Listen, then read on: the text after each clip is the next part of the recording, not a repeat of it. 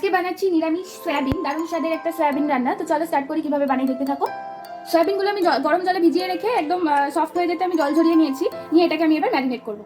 ম্যারিনেশনের জন্য বেসন লাগবে, বেসনটাকে আমি একটু শুকনো খোলায় ভেজে নেব।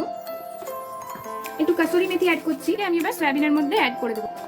নুন দেবো আমি স্বাদ মতো, একটু আদা বাটা দিয়ে দিচ্ছি এর মধ্যে, একটু গরম মশলা গুঁড়ো দেবো। এবার ভালো করে মাখিয়ে নেব। সয়াবিনগুলোকে আমি এবার ভেজে নেব। সাদা তেল দিয়ে দিয়েছি, এবার আমি সয়াবিনগুলোকে ভেজে নেব।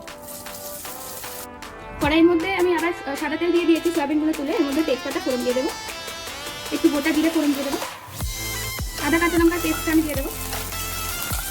একটা পেস্ট বানিয়ে নেবো কিশমিশ, কাজু বাদাম আর চারমগজ দিয়ে।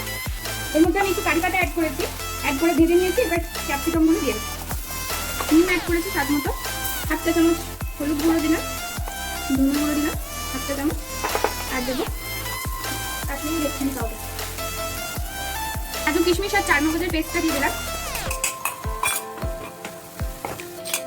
কাজু কিশমিশ আর চারমগজের পেস্টটা দিয়ে ভালো করে আমি কষিয়ে নেব। তেল ছেড়ে গেছে, এরপরে আমি জল অ্যাড করব। এবার আমি সয়াবিনগুলোকে অ্যাড করে দেবো। একটু চিনি অ্যাড করে দিচ্ছি, আর একটু উপর থেকে কাসুরি মেথি, একটু ফ্রেশ ক্রিম আমি অ্যাড করলাম। সয়াবিন কিন্তু আমার একদম রেডি। ভাতের সাথে তোমরা সার্ভ করতে পারো, ফ্রাইড রাইসের সাথে সার্ভ করতে পারো।